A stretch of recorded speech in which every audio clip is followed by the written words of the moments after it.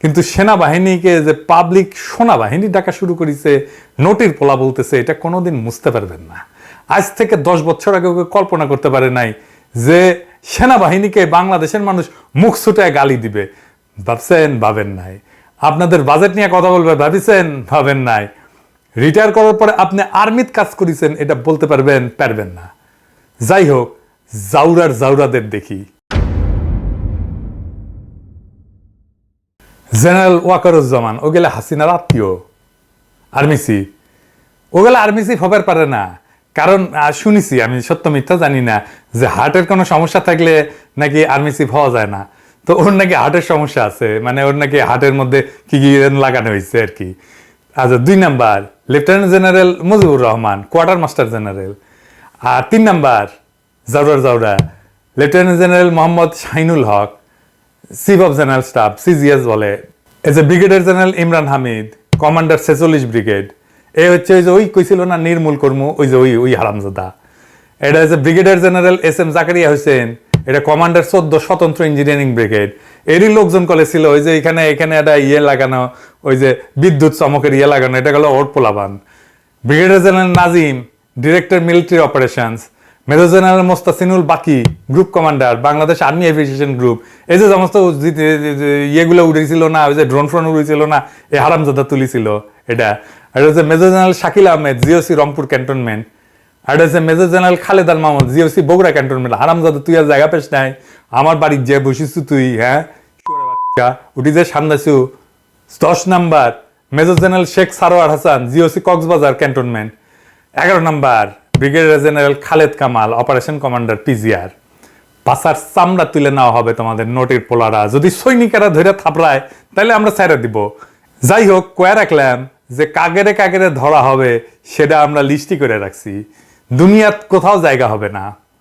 আর বাংলাদেশে তো হাসিনা চিরজীবন থাকবে না। হাসিনা জয় বাংলা হইলে তোমাদের কি অবস্থা হয় দেখবা। এবার আসেন, নতুন খেলা শুরু হয়েছে, সেটা দেখি।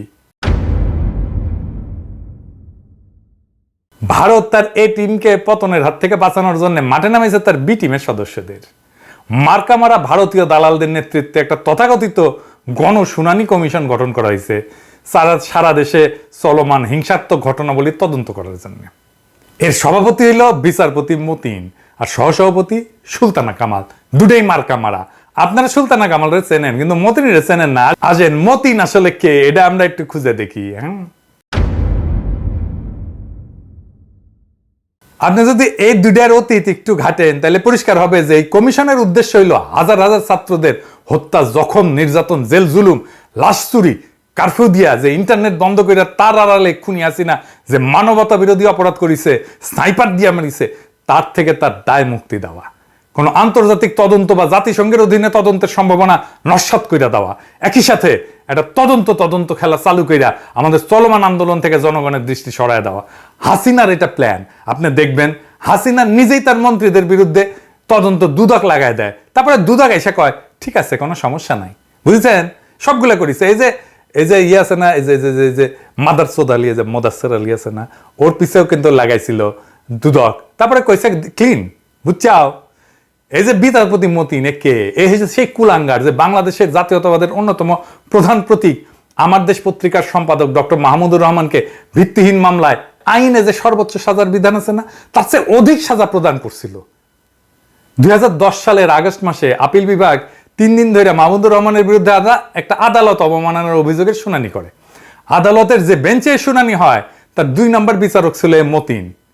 এর মধ্যে সবগুলো আছে, কিন্তু ওই যে খাইরুল আছে না, এরা হারামজাদা শুয়ারের বাচ্চা, আর এটা আছে না ওই যে মিজান, এই যে আমাদের সিনহা, ও কলে ছিল। সব কয়টা মার্কা মারাগুলো ছিল। এই যে দেখেন, এই যে রাইট ট্রান্সক্রিপ্ট, হ্যাঁ, এই যে মতিনের নাম প্রথম পাতায়, প্রধান বিচারপতি পরেই। শুনানির সময় মতিনের আচরণ সম্পর্কে মাহমুদুর রহমান একটা বই লিখেছিল, জেল থেকে জেলে। ওই বই থেকে আমি একটু পড়ি। হ্যাঁ, শুনানির প্রথম দিন থেকে বিচারপতি M.A. মতিন, বিচারপতি A.B.M. খায়রুল হক এবং বিচারপতি S.K. সিনহার আক্রমণাত্মক ভূমিকা লক্ষণীয় ছিল। প্রধান বিচারপতি মোহাম্মদ ফজলুল করিম মাঝে মাঝে মন্তব্য করছিলেন। বিচারপতি শাহ আবু নাইম মমিনুর রহমান গম্ভীর মুখে কেবল শুনেই গেছেন। বিচারপতি M.A. মতিন গত 3 দিনে অন্তত 12 বলছেন সংবাদ সত্য না মিথ্যা এটা বিচার্য বিষয় না, সংবাদ প্রকাশ করায় আদালতের কোনো অসম্মান হয়েছে কিনা সেটাই মূল প্রশ্ন। কথা বলার অনুমতি পেয়ে স্ট্যান্ডের দিকে এগোচ্ছি আর ভাবছি সূচনাতে আদালতের মনোভাব স্পষ্ট। মাইক স্ট্যান্ডে কাগজপত্র রাখার জায়গায় আমার দলিল দস্তাবেজ ঠিক মতো রাখতেও পারিনি। দ্বিতীয় দফার আক্রমণ এলো। এবারের লক্ষ্য আমি। বিচারপতি এম এ মতিন অনেকটা ধমকের সুরে বললেন, লিখিত এফিডেভিটের বাইরে আমি কোনো কথা বলতে পারবো না। এই আঘাতের জন্য প্রস্তুত ছিলাম না। বেঞ্চ থেকে অপমানের চূড়ান্ত করা হলো আমাকে। আমি নিজেকে এই সেই মনে করি। সম্পাদক হওয়ার কি যোগ্যতা আছে আমার? আমি অ্যাপ্রেন্টিস সাংবাদিক হওয়ার জন্য কখনো পরীক্ষা দিয়েছি কিনা? আমার তুচ্ছ শিক্ষা দীক্ষা। আমি এতই অভব্য যে বিচারপতিদের নামের আগে মাননীয় লিখতে হয় তাও জানি না। সাংবাদিকতা না জানা আমি একজন চান্স বা দৈবক্রমে সম্পাদক, চান্স এডিটর। এই যে এই কইছিলে হারামজাদা কইছিল মতিন। ইত্তেকার আক্রমণে ধূলিসাৎ করে দেওয়া হলো আমাকে। বিচারপতি এম এ মতিন রুলিং দিলেন, আদালত অবমাননার মামলায় সত্য কোনো কৈফিয়ত না, ট্রুথ ইজ নো ডিফেন্স। মানে সত্য এইটা কোনো কৈফিয়ত দিতে পারে না, এটা কইছে এই আরামজাদা। বেঞ্চের বৃদ্ধপ্রাত্যক মন্তব্যে হাসির তোরে আমার ক্ষীণ কণ্ঠ চাপা পড়ে গেল। চারপাশ থেকে আঘাতের পর আঘাত ঠেকানোর ব্যর্থ চেষ্টায় শেষ পর্যন্ত পরাজিত হতেই হলো। চরম বৈরী পরিবেশে কেবল মনের জোরে টিকে থাকা অসম্ভব বোধ হলো। গভীর হতাশায় নিমজ্জিত হলাম। এই বৈরী আদালত মাহমুদুর রহমানকে 6 মাসের কারাদণ্ড, 1 লাখ টাকা জরিমানা, অনাদায়ে আরো 1 মাসের জেল এই রায় দেয়। বাংলাদেশের ইতিহাসে এর আগে কাউকে মানহানির মামলায় এইরকম দণ্ড দেওয়া হয়নি। বিচারপতি নামধারী এই মতিন এই অভূতপূর্ব দুষ্কর্মের অন্যতম কারিগর ছিল। আদালত অবমাননা মামলায় 1 লাখ টাকা জরিমানার বিধান আমাদের দেশের আইনে নাই। এই মতিন গং আইনের বাইরে যায় তাকে জেল ছাড়াও নজিরবিহীনভাবে 1 লাখ টাকা জরিমানার সাজা দিছিল। এর কারণ হিসেবে মতিন গং বলছিল এটা করা হয়েছে আদালতের অন্তর্নিহিত ক্ষমতা বলে, যেটা সম্পূর্ণ মিথ্যা। প্রচলিত আইনের সীমানার বাইরে গিয়ে কাউকে অতিরিক্ত শাস্তি দেওয়ার ক্ষমতা আদালতের নাই। অথচ প্রধান বিচারপতি হওয়ার ইঁদুর দৌড়ে খুনি হাসিনাকে তোষামত করার অসুস্থ বাসনা থেকে এই কুলাঙ্গার তার সহযোগীরা ডক্টর মাহমুদুর রহমানকে কেবল শুনানি চলাকালে অপমান করে নাই, অন্যায় শাস্তি দেয় নাই, উপরন্ত আইন বহির্ভূতভাবে অতিরিক্ত সাজা দিছে। তো মাহমুদুর রহমানের দোষ কি? মাহমুদুর রহমানের দোষ ছিল একটাই, সেটা হলো উনি একজন সাচ্চা জাতীয়তাবাদী হিসেবে সবসময় ভারতের আধিপত্যবাদের বিরুদ্ধে সোচ্চার ছিলেন।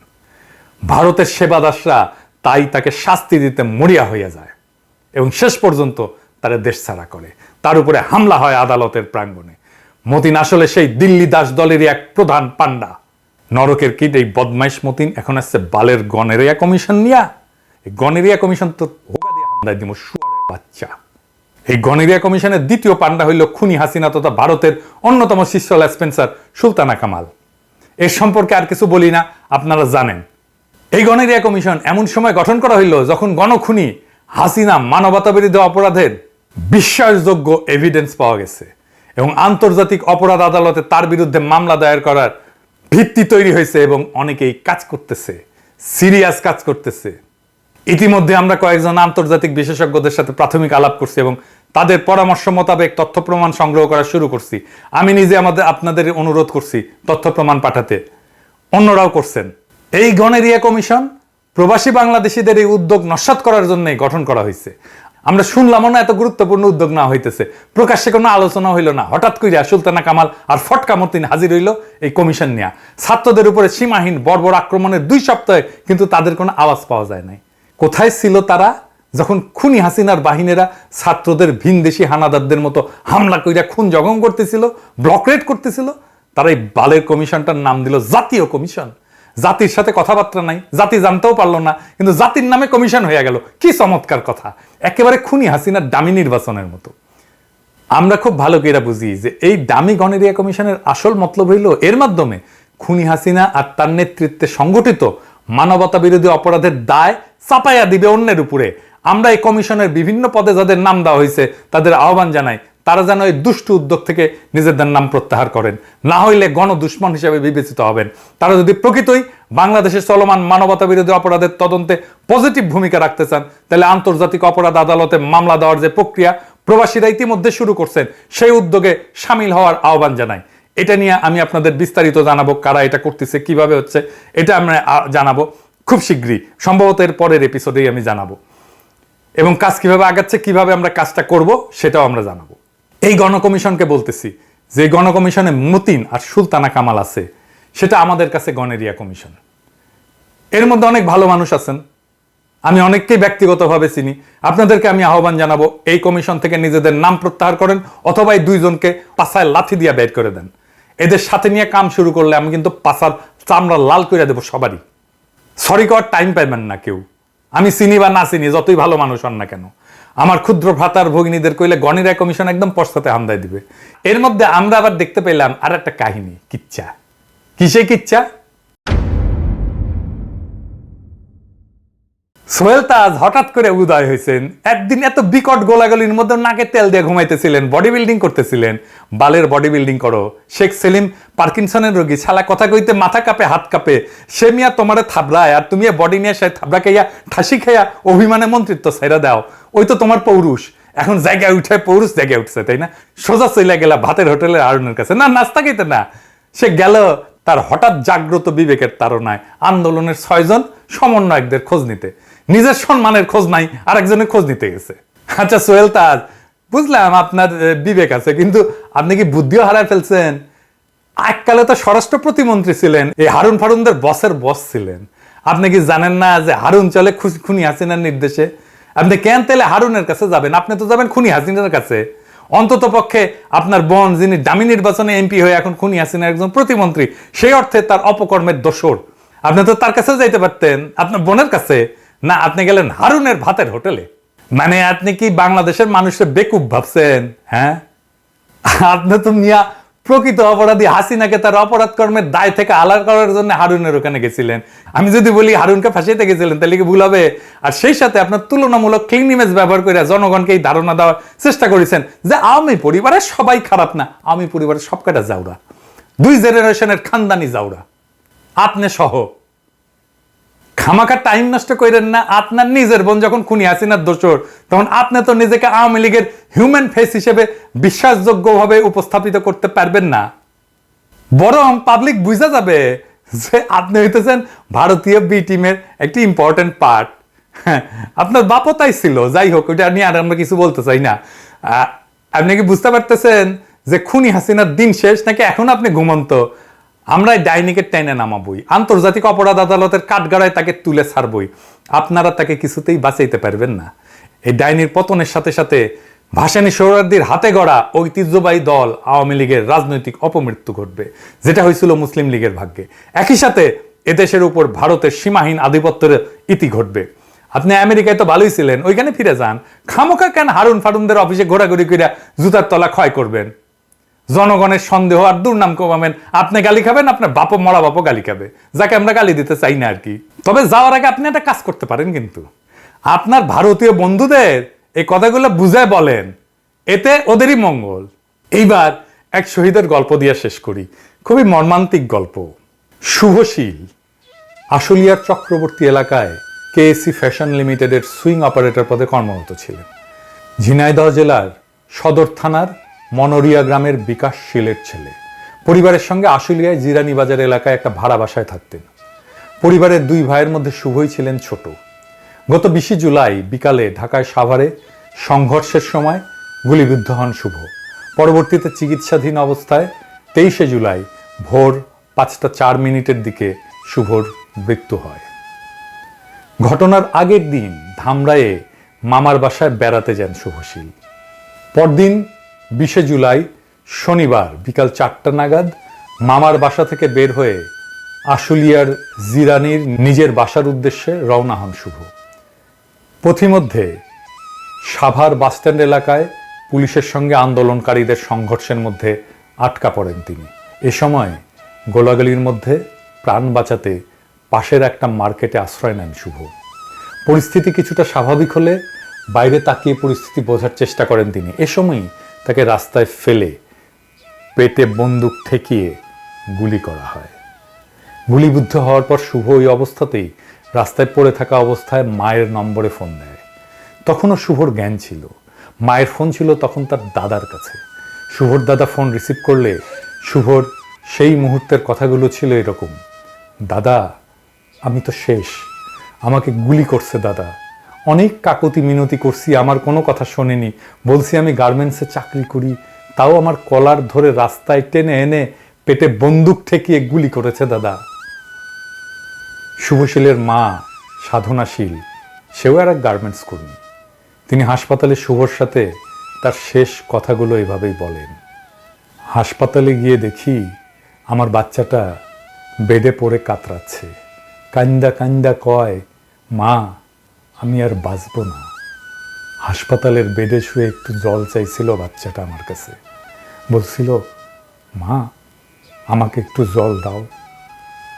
খুব কষ্ট হচ্ছে মা, আমার শরীর অবশ হয়ে আসতেছে, আমি মনে হয় আর বাঁচব না মা, শেষবার একটু জল দাও মা।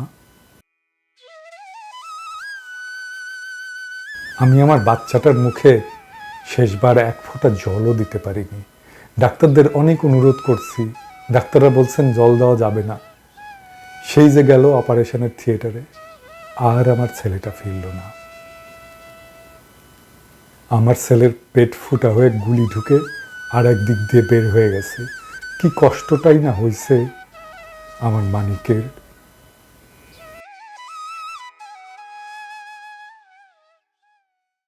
এমন হাজারো গল্প আমরা শুনব এক রাক্ষসীর ক্ষমতা লিপ্সার জন্যে, শুধু তার অবৈধ ক্ষমতা টিকায় রাখার জন্যে এইভাবে বারে বারে বাংলাদেশ ভাসবে রক্ত নদীতে। তবুও দখল করে থাকা অবৈধ ক্ষমতার মস্তদে বসে সেই রাক্ষসীর মৃত্যু ক্ষুধা শেষ হবে না। 1971 ইয়াহিয়া খানের ছবিকে রাক্ষস বানিয়ে আমাদের পূর্বপুরুষেরা ছেপেছিল এক অমর পোস্টার, এই জানোয়ারদের হত্যা করতে হবে। আজ 2024 আমরা আবার এই রাক্ষসীর সামনে, এই রাক্ষসীকে নিশ্চিহ্ন করতে হবে। ইনকিলাব জিন্দাবাদ।